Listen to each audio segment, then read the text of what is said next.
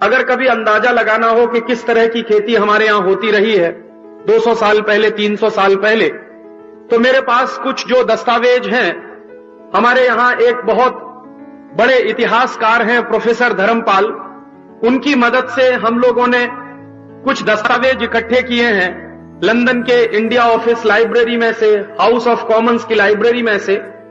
वो दस्तावेज ये बताते हैं कि करीब आज से 300 साल पहले भारत की खेती यूरोप के किसी भी देश की खेती से बहुत अच्छी मानी जाती थी। उदाहरण ले लें ब्रिटेन का, इंग्लैंड का। आज से 300 साल पहले इंग्लैंड के 1 एकड़ खेत में जितना अनाज पैदा होता था, आज से 300 साल पहले भारत के 1 एकड़ खेत में उसका 3 गुना ज्यादा अनाज पैदा होता। उदाहरण से अगर समझना चाहें तो ऐसे समझें कि भारत के 1 एकड़ खेत में अगर 300 साल पहले 50 क्विंटल अनाज पैदा होता था, तो इंग्लैंड के 1 एकड़ खेत में मुश्किल से 15-16 क्विंटल अनाज पैदा होता था। तो ब्रिटेन से 3 गुना ज्यादा उत्पादन भारत के खेतों का रहा है आज से 300 साल पहले। और भारत की उन्नत जिस तरह से खेती रही है, ठीक उसी तरह की उन्नत खेती चीन की भी रही है। चीन की खेती का उत्पादन भी लगभग इसी तरह का रहा है जो भारत की खेती में रहा है। दुनिया में 2 ही ऐसे देश माने जाते हैं जिनकी खेती पिछले हजारों साल से बहुत उन्नत रही है, जिनके किसान पिछले हजारों साल से बहुत उन्नत रहे। चीन और भारत की खेती के उन्नत होने का एक दस्तावेज है और एक प्रमाण है जो यह बताता है कि लगभग 1750 के करीब भारत और चीन का, दोनों देशों का मिलाकर कुल उत्पादन सारी दुनिया के कुल उत्पादन का 70% होता था। माने पूरी दुनिया में जितना अनाज पैदा हो रहा है, पूरी दुनिया में जितना अनाज के साथ साथ दूसरे सामान पैदा हो रहे हैं, उद्योगों की मदद से जो सामान पैदा हो रहे हैं, खेती की मदद से जो सामान पैदा हो रहे हैं, उनका कुल उत्पादन पूरी दुनिया में जितना था, उस कुल उत्पादन का 70% उत्पादन सिर्फ भारत और चीन का होता था। तो आप अंदाजा लगा सकते हैं कि पूरी दुनिया के सकल उत्पादन का 70% उत्पादन आज से करीब 250-300 साल पहले भारत और चीन का होता था। तो इन दोनों की खेती और खेती से जुड़े हुए उद्योगों की स्थिति कितनी उन्नत रही होगी। सन 1820 तक जब अंग्रेजों का शासन भारत में शुरू हो गया, 1760 से अंग्रेजों का शासन भारत में शुरू माना जाता है, तो 1760 के बाद लगातार अंग्रेजों ने भारत की खेती पर ऐसे कानून लगाए, ऐसे अंकुश लगाए कि लगातार भारत की खेती बर्बाद होती चली गई। तो भी 1760 के बाद सन 1820 के साल तक अंग्रेजों ने भारत की खेती को काफी नुकसान की स्थिति में पहुंचा दिया अपने कानूनों की मदद से। तो भी भारत की खेती पूरी दुनिया में, भारत और चीन की खेती का कुल उत्पादन और खेती से जुड़े हुए उद्योगों का उत्पादन पूरी दुनिया में लगभग 60% के आसपास रहा। तो इस बात से अंदाजा लगता है कि कितनी उन्नत खेती और खेती से जुड़े हुए उद्योग रहे होंगे इस देश में। इसके अलावा खेती और किसानों से जुड़े हुए लोगों की समृद्धि बहुत रही है इस देश में। इस देश में आज से 200-300 साल पहले तक सबसे ज्यादा समृद्धशाली वर्ग इस देश का किसान ही माना जाता रहा। आज से 200-300 साल पहले तक की स्थिति यह है कि समाज का सबसे ज्यादा पैसे वाला वर्ग किसान ही माना जाता रहा है और समाज में सबसे अच्छा कर्म खेती का माना जाता रहा है। एक कहावत इस देश में कही जाती है, उत्तम खेती मध्यम बान, करे चाकरी कुकर निदान।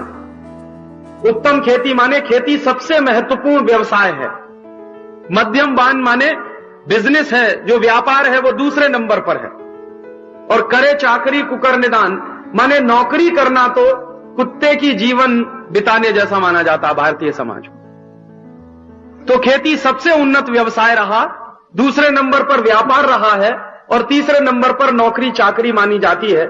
यह स्थिति इस देश में आज से 200, 250, 300 साल पहले तक की है, जब अंग्रेज भारत में आए हैं और सरकार बनाकर उन्होंने भारत में राज्य करना शुरू किया है। तब तक इस देश में खेती की उन्नति और खेती की स्थिति बहुत अच्छी है। भारत के किसानों की और खेती की स्थिति अच्छे होने के कुछ प्रमाण हैं दस्तावेजों में। जो ये बताते हैं कि जैसे हमारे देश में करीब करीब 1750 के आसपास मैसूर नाम के राज्य में 1 लाख से ज्यादा तालाब हुआ करते थे। हिंदुस्तान में आजादी के पहले करीब 7.5 लाख गांव होते थे और औसत इस बात का निकलता है दस्तावेजों के आंकड़ों के अनुसार कि इस देश का कोई भी गांव ऐसा नहीं जिसमें तालाब ना होता। और आंकड़े तो ये बताते हैं कि बहुत सारे गांव इस देश में ऐसे रहे हैं जहां 1 से ज्यादा तालाब एक ही गांव में रहे हैं। तो 7.5 लाख गांव का देश था भारत आजादी के पहले और करीब करीब हर गांव में एक तालाब की व्यवस्था थी। तो लगभग 7.5 लाख तालाब पूरे देश में रहे होंगे, इससे ज्यादा भी हो सकते हैं क्योंकि कुछ गांवों में 1 से ज्यादा तालाब होने की व्यवस्था है। तो तालाब बहुत बड़ी संख्या में रहे हैं, कुएं बहुत बड़ी संख्या में रहे हैं, बावड़ियां बहुत बड़ी संख्या में रही हैं। बारिश के होने वाली एक एक बूंद को हिंदुस्तान में पूंजी की तरह से बचाने की परंपरा रही है। जिस राजस्थान को आज हम जानते हैं और हम राजस्थान के बारे में ऐसा मानते हैं कि बहुत मरुभूमि है राजस्थान की, जहां पानी की बहुत कमी है, जहां पानी की बहुत किल्लत है, उस राजस्थान में ऐसी परंपरा पिछले हजारों साल से है कि बारिश की गिरने वाली एक एक बूंद को संचित रखने की सबसे बड़ी परंपरा अगर इस देश में कहीं है तो राजस्थान में। आप राजस्थान में जाइए, जैसलमेर के इलाके में जहां पर यह माना जाता है कि सबसे ज्यादा सूखा पड़ता है, उस जैसलमेर के इलाके में आजू बाजू के गांव में घूमिए, हर गांव में आपको तालाब मिल जाएगा।